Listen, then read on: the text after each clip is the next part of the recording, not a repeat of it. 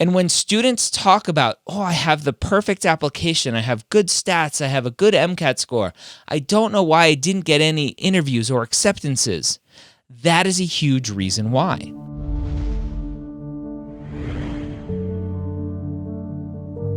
Welcome to the OldPreMeds podcast. My name is Dr. Ryan Gray, your host here every week, where I take questions directly from the non-traditional pre-med discussion at premedforums.com. If you haven't yet, go sign up for an account. It's free, and ask your question over there. Before we jump into today's episode, I want to tell you about a cool new thing that I set up because I'm looking for you to help me and my team help more people find the information that is really relevant to them. And so what I did was I set up the ability for you to take a screenshot of your phone where this podcast is playing and you can see the timeline and the timestamp. And when you come across something that is motivating to you or inspirational or educational, maybe something you haven't heard before, whatever it is, take a screenshot and then send that screenshot to 720-702-8018. Again, that's 720-702-8018. Save that phone number as a contact in your phone as like podcast feedback or something like that. And then you can take screenshots as often as you want and send them to that phone number. When you send to that phone number, you'll get a text message back almost immediately asking you to categorize the type of feedback that you want to give us, whether it's MCAT related, or it's just inspirational, or it's interview related, personal statement related, etc. So that'll help us categorize it on the back end. And then you can also send us any notes. So we'll give you another notification, and then you can send us any notes along with that. So hopefully that will be a cool little system that we have set up to help more students get the relevant information they need. Again, that's 720-702-8018. Send those screenshots and help us create the best podcasts out there for you. Our question today comes from a chef. Our student asks, my name is Kurtis, and I have an associate's degree in culinary arts and have been a chef for 15 or so years. Throughout my career as a chef, I've become fascinated with gastroenterology and the effects the microbiome has on the health of the person as a whole. As such, I'm wanting to become a gastroenterologist. For about 1.5 years, I was a chef on the patient floors for the Ohio State University's Wexner Medical Center. I have very little direct patient care, but I was curious if there was some way I could use this as a beneficial experience in my application. Thank you so much. All right, so this is a great question, not only because it's really cool, right? A chef turned fascinated about the microbiome to wanting to go into GI. That's an amazing pathway.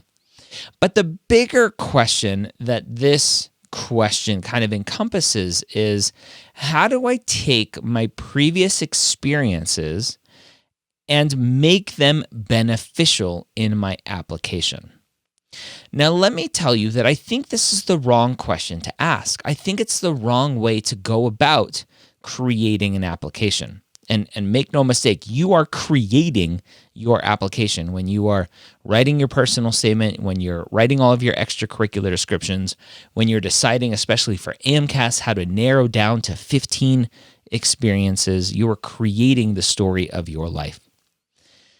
Students too often pick and choose the experiences that they think will be beneficial to their application, instead of just focusing on their story at large.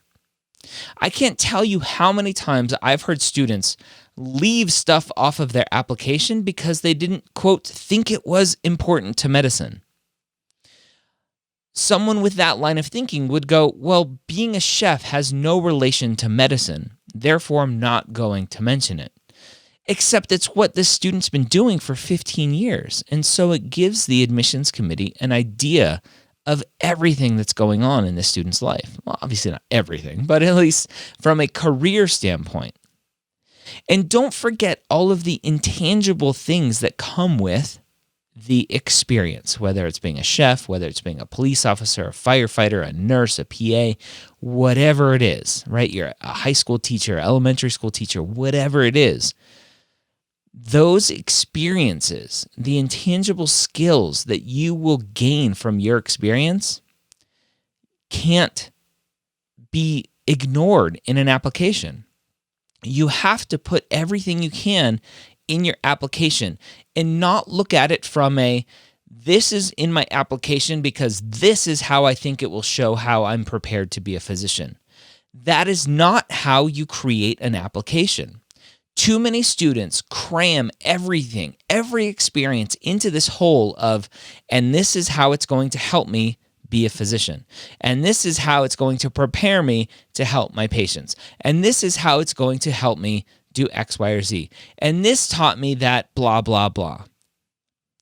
Instead of just being you and showing who you are and taking away some experiences, taking away that reflection and really why that experience was important to you, not why you think it's important to being a physician. That is a huge difference between the admissions committee member understanding who you are or understanding what you think they want to hear. Two very different applications. One is showing who you are. The other one is showing who you think they want you to be. And when students talk about, I have the perfect application, I have good stats, I have a good MCAT score, I don't know why I didn't get any interviews or acceptances, that is a huge reason why. Because students aren't focusing on their story. They're focusing on the skills and traits and everything that they think the admissions committees want and need.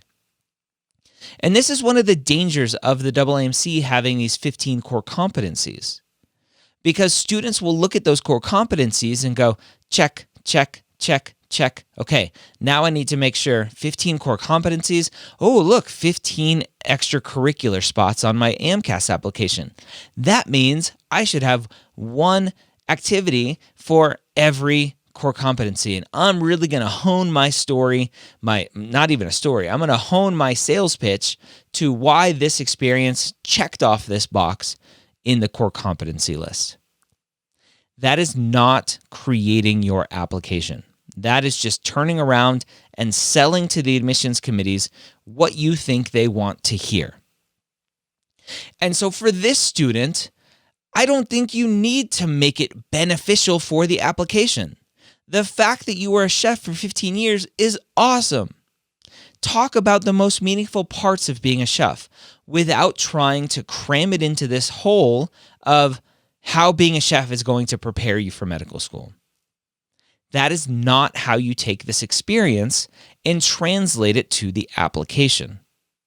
That's where students go wrong, because now you're not focusing on your story. When you talk about being a chef in an application and you talk about the most meaningful dish that you made or the one dinner night that some special VIP guest came in and you served them the best meal ever and they came back and they thanked you and they loved it, or you got written up in the paper because of your food, right? Tell that story. That's really cool. And as an interviewer, I'm going to want to talk to you about that experience. And guess what? 99.9% of the time, they're not going to ask you, how do you think being a chef is going to help you be a physician? They don't care about that. Obviously, being a chef is going to give you skills that will translate to being a physician.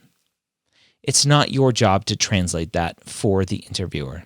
They're going to look at your experiences and they're going to understand your journey, your path. They're going to look at what is important to you. They're going to look at what's impactful for you.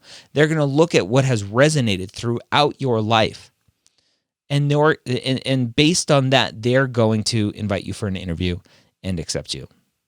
They're not going to invite you for an interview because you said you are a chef, and being a chef requires organizational skills and relies on you being able to handle the pressure and stress and remaining calm during these stressful times, especially during rush hour when all of the patrons come in for dinner, right? Your dinner rush.